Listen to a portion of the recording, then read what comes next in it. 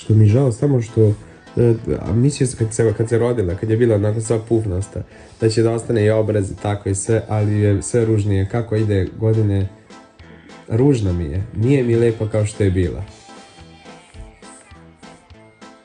Meni je lepa. Ali je ružna. Dobro, nek je ružna.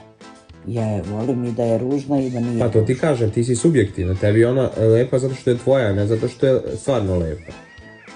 Objektivno kad gledaš to je i prljava je uvek. Znači Maja uopšte ne, nego uvek musava i uvek je...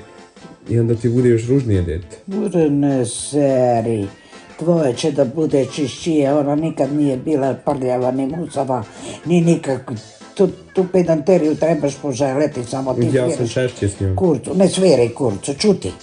Meni je ona, što je ružna, postala i prljava. Dobro, nek je. Kao ona deca ko, znači... Dobro, čuti, ne mogu živci mi igrati.